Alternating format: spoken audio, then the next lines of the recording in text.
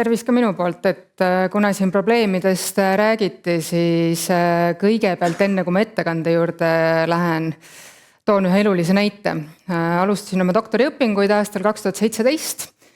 Istusime siis doktorantidega doktorantide toas, kui üks hetk minu kaasdoktorant küsib mult, mis su probleem on? Ma ei tea, mul ei ole probleemi nagu.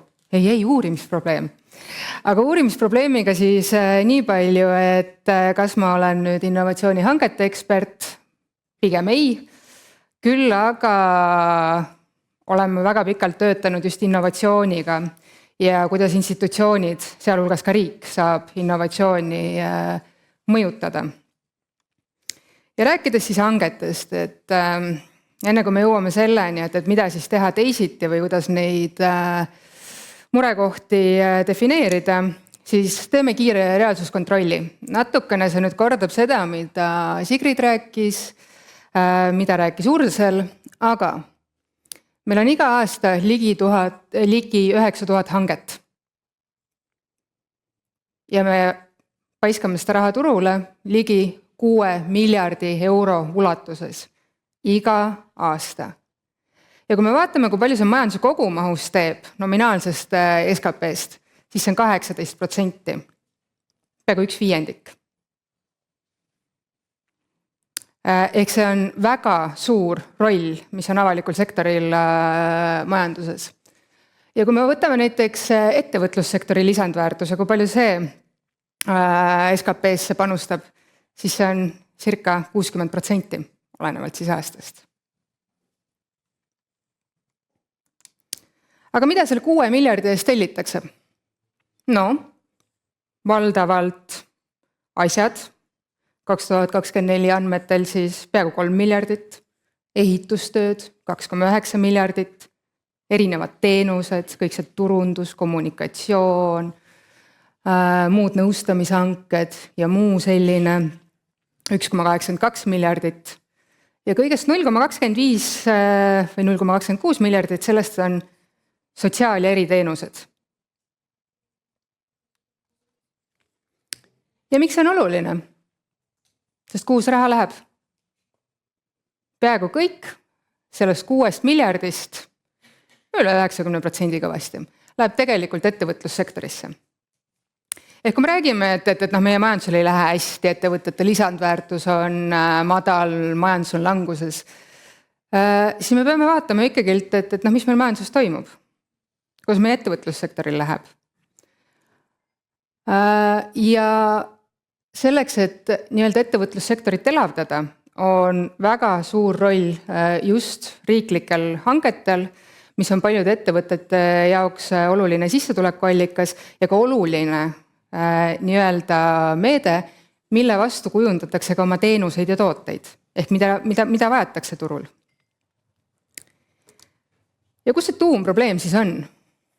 Et 6 miljardit, peaaegu 1/5 majanduse kogumahust, et mis see probleem on? Palju raha ju läheb turule. Probleem on nimelt see, et kõigest 0,5% keskmiselt nendest hangetest on innovatsioonile suunatud hanked. Kui me räägime tükkidest. Näiteks kui 2020 kuni 2025 oli ligikaudu 50 000 hanget, või 51 000, siis kõigest 193 neist olid innovatsioonile suunatud.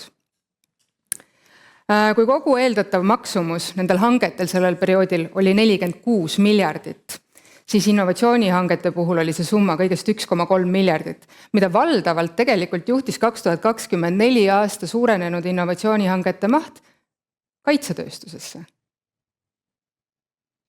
Muus osas me võime öelda, et selline aastane keskmine rahamaht, mis avalik sektor siis pühendab innovatsiooni hankimisele turul, on ligikaudu selline 35-40 miljonit aastas.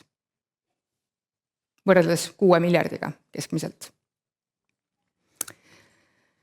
Ja teine oluline nüanss on see, et kui me vaatame kogu seda investeerimismahtu, mis hangete alla on suunatud, kui eeldatav hangete summa ja tegelik maksumus võib seal ütleme paar protsendipunkti SKP-sse erineda, siis innovatsioonihangetel tihtilugu on kulutused märkimisväärselt madalamad, isegi peaaegu poole madalamad, kui on planeeritud.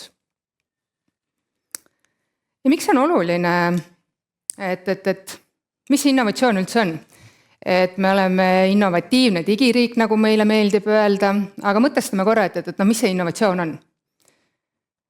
Põhimõtteliselt, kui me räägime innovatsioonist, räägime me uutest toodetest, teenustest, mis on siis oluliselt uuenenud hankija või turu jaoks ja märkimisväärselt täiendatud. Ja oluline komponent ka innovatsiooni juures on see, et millal me loeme innovatsiooni innovatsiooniks, siis kui seda on võimalik turule tuua põhimõtteliselt. Ehk niisama katsetamine ilmtingimata innovatsioon ei ole, aga katsetamine on vajalik selleks, et innovatsioonini jõuda. Et kui me ei katseta, siis me niikuinii ei jõua. Ja miks peaks avaliku sektori üldse huvitama see innovatsiooni hankimine? Et olles natukene analüüsinud avaliku sektori hankeid ja ka neid, mis on innovatsioonile suunatud. Tihtilugu nende innovatsioonihangete puhul on näha seda, et hangitakse mingisugust sisemist lahendust.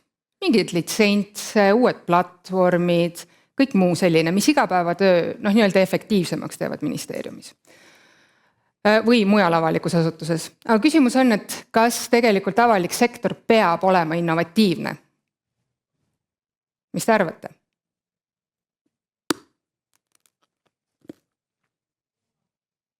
Nii ja naa. Nimelt avaliku sektori esimene roll tegelikult on ikkagi olla efektiivne ja lahendada ühiskondlikke probleeme. Innovatsioon seejuures on vahend, millega neid lahendatakse. Ehk avalik sektor tegelikult ei pea olema innovatiivne olemise pärast, vaid selleks, et pakkuda paremaid teenuseid, olla nii-öelda ise efektiivsem ja lahendada ka ühiskondlikke probleeme.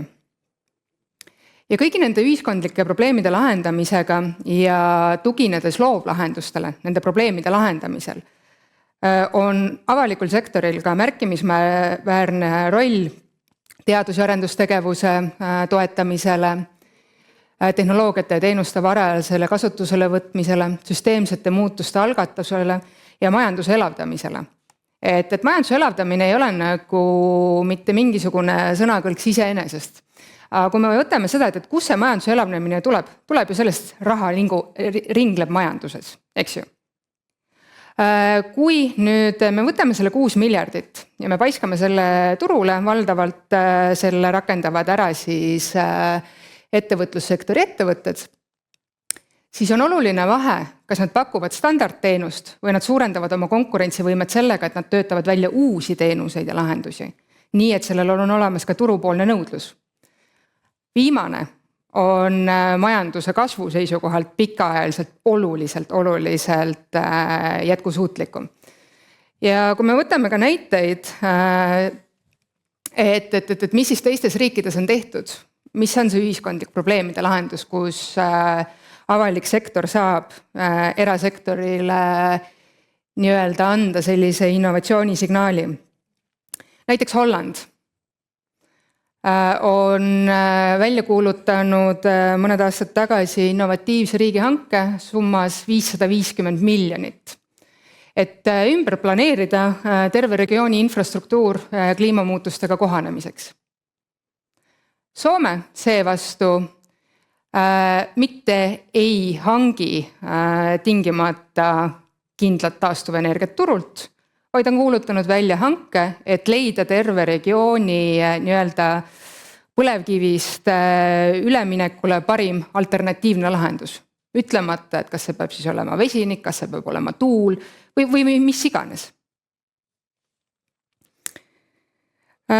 Hispaania näiteks on 164 miljonit investeerinud mehitamata sõidukite arendamiseks. Alustas ta selle hankeprojektiga 2015 ja teine ring investeeringuid hanke raames tehti siis aastal 2020.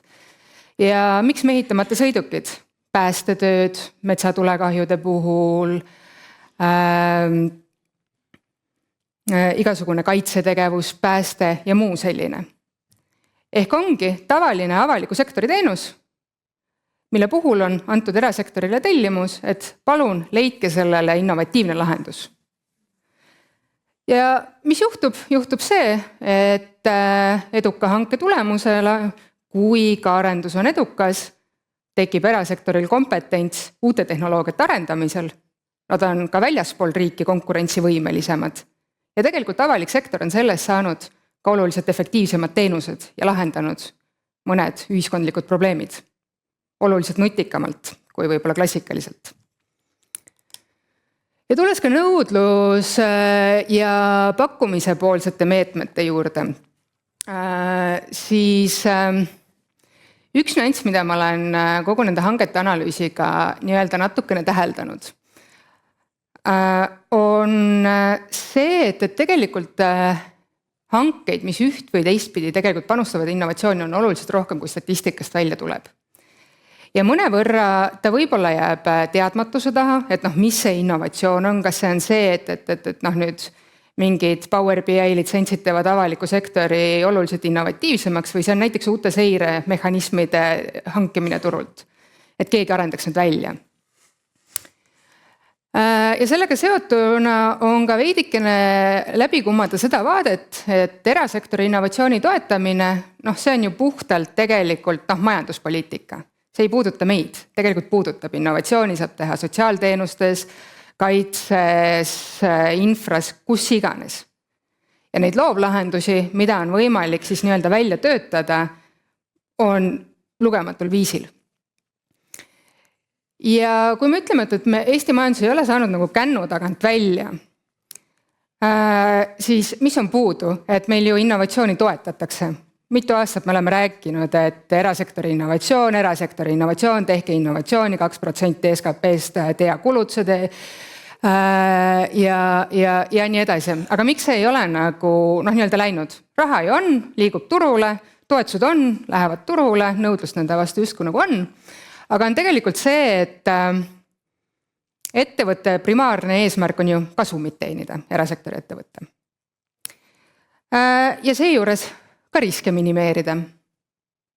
Innovatsiooni puhul on see, et kui me töötame välja midagi uut, me ei tea, kas see toimib või ei toimi. Kas keegi tahab seda või keegi ei taha seda. Ehk me oleme natukene konservatiivsemad nii-öelda katsetama. Ja see ei ole ainult eestlaste puhul niimoodi, see on üleüldine inimpsühholoogia, et vältida kaotusi, minimeerida kaotusi. Ja kui toetused on kõik see pakkumispoolne, et palun väga arendage välja, siin on teile fondid, siis keegi ei garanteeri peale seda toetust, et keegi hiljem seda innovatsiooni kosta tahab. Nüüd avalikul sektoril on selles mõttes huvitav nüanss, et hankides loovlahendusi turult tekitab avalik sektor nõudluse. Ehk tekib klient, kes on valmis ostma. Ja see annab ettevõtetele oluliselt suurema sellise kindlustunde kui lihtsalt see, et me ütleme, et innovatsioon on oluline, palun väga, siin on teile 1 miljon või 2 miljonit, et arendage see toode välja ja vaadake, et kuidas läheb. Sest et raha tegelikult arendustöödeks ei ole maailmast otsa saanud. Pigem on suurem probleem, kes on see hilisem klient ja kas see sissetulek sellest uuest innovatiivsest tootest on piisav. Ja kiirelt ka erinevad tüüpi innovatsioonidest siis. Et mis need innovatsioonihanked üldse siis on?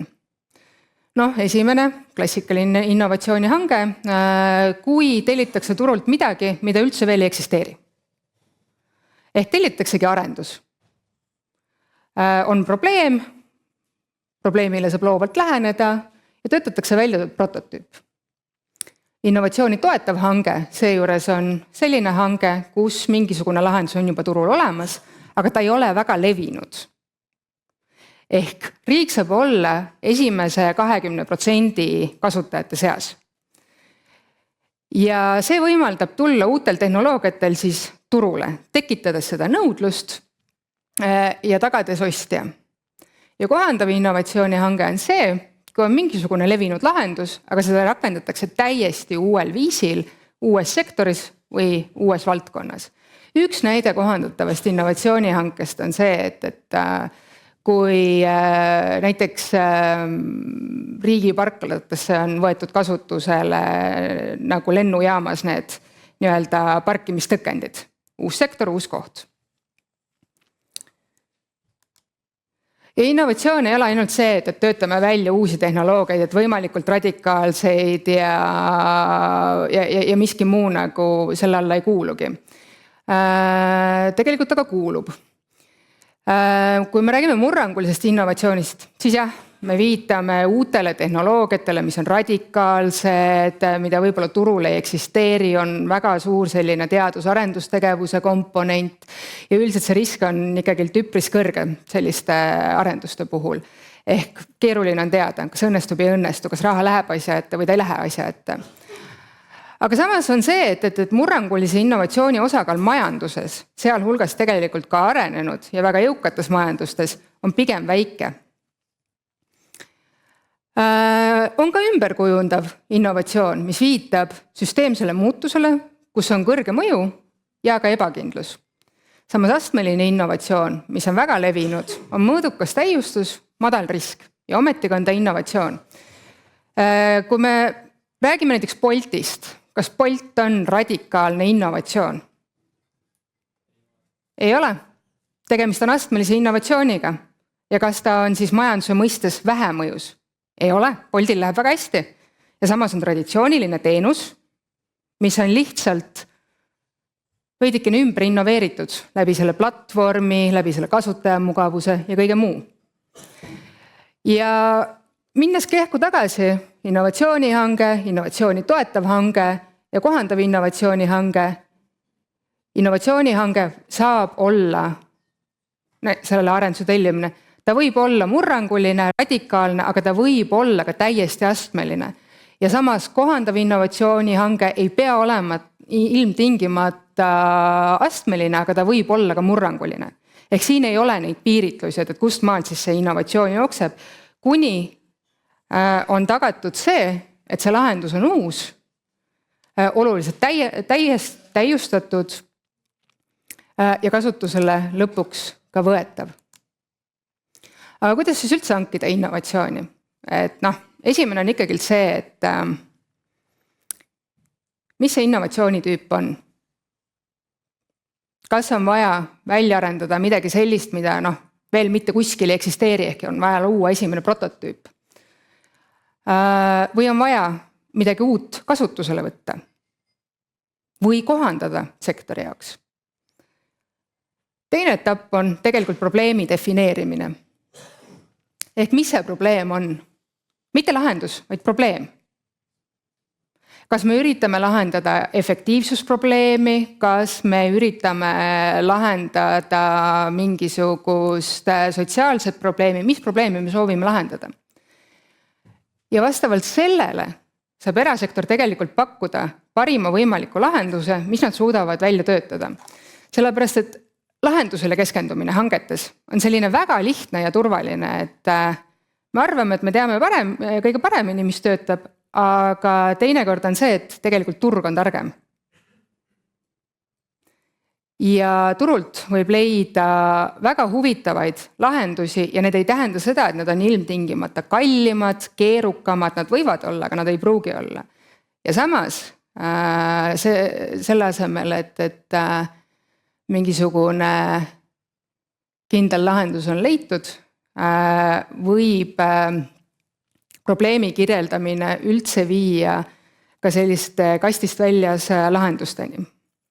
Ja viimane aspekt on see, et selleks ikka, et me saaksime ka nii-öelda seda statistikat hoida, ehk mis nende hangetega toimub, kui palju nendest hangetest on suunatud innovatsioonile, on oluline tegelikult ära märkida see nii-öelda innovaatiline aspekt ja kuidas see hange on innovaatiline. Sest et riigihangete registris reaalsus on see, et neid hankeid, mis tegelikult on oma loomult innovatiivsed, oli ligi 2 korda rohkem kui neid, mis oli tegelikult märgitud. Väga huvitavaid, väga innovatiivseid, aga nad jäävad 2 silma vahele, sest et nagu ma mainisin, meil on iga aasta ligi 9000 hanget.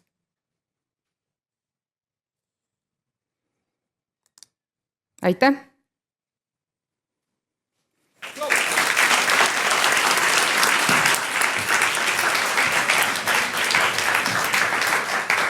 Nii, bravo, me oleme edukalt läbinud 30-minutise koolituse, kiirkoolituse, mis on innovatsioon ja kuidas teha hankeid. Meil on hea võimalus esitada küsimusi. Neid küsimusi... Et mis mu probleem on või? Ja me kohe katsetame, kas õppejõud, koolitaja, nagu sa täna meil oled, ikkagi ise ka valdab seda rätsepa tehnikat või mitte. Aga enne seda natukene uurime sinu igapäeva organisatsiooni elu, mis ei ole ka mitte võõras mulle. Nimega Tallinna Tehnikaülikool, moodsas keeles Tallinn Tech. Sa oled oma enamus töises ajast veetnud selles toredas organisatsioonis, kus on väga ilusad majad, soojad majad, moodsad majad. Ja insenerid. Ja insenerid, aga mitte ainult, on ka majandusmehed ja ka juristid ja muud bioloogid ja muud tegelased. Ja nii küsingi, kas olete ise teinud selles Tallinna Tehnikaülikoolis mõne innovaatilise hanke ja hankinud mõne ettevõtte käest toetamaks nende kasvu välisturgudele, nagu sa rääkisid? Ülikooli eest ma rääkida ei saa. Mina isiklikult ei ole, aga mind hangitakse. Ja, sa oled ostetav, selle ma olen aru saanud. Hangitav. Ja.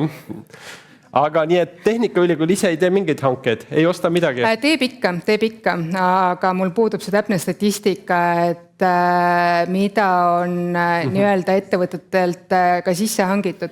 Enamus selliseid koostööleppeid tegelikult on ka konfidentsiaalsed. Selge, aga nii küsingi, et kui sa oled uurinud siin riiki ja näpuga vibutad, et riik võiks osta targemalt rohkem ja nii edasi, kas ei oleks aeg noorel teadlasel hakata uurima omaenda kodu ehk Tallinn Techi, kuidas ikkagi teie peaksite midagi ostma ja hankima, nii et saaksite midagi ära teha? Kas pole juba aeg? Võimalik. Aga pole päris kindel. Daamid ja härrad. Tahaks ikkagilt nagu laiemas majanduses uurida. Ikka laiemas, ikka suuremas. Isiklik huvi. Muidugi. Väga hea. Daamid ja härrad. Aga kui keegi on huvitatud. Teeme viimase testi meie õppejõud professorile. Vaatame, kas ta saab hakkama. Professor ma ei ole. No peaaegu. Heleri, mis on su probleem? Ja katsu nüüd see probleem niiviisi meile öelda, nagu päriselt probleem defineeritakse. Minu probleem on majanduspoliitika killustatus. Nii? Ja lühiajalisus. Traditsiooniliselt ja süsteemselt me probleemi definitsioonile omastame alati mõne mõõdiku. Muidu ta on anekdoot või jutt. Kas saad nüüd uuesti öelda seda sama asja mingi mõõdikuga, mingi numbriga? Me ju ei taha anekdooti, eks? Minu probleem on see, et Eesti lisandväärtus Euroopa Liidu keskmisesse 110% on juba mitu aastat edasi lükatud. Edasi lükatud? Jah, sest et ma ei saavuta seda. Selge. Daamid ja härrad, siin on noorteadlane Dr. Heleri, kes muretseb majanduse probleemide üle hommikul ja õhtu. Teeme talle suure aplausi. Aitäh!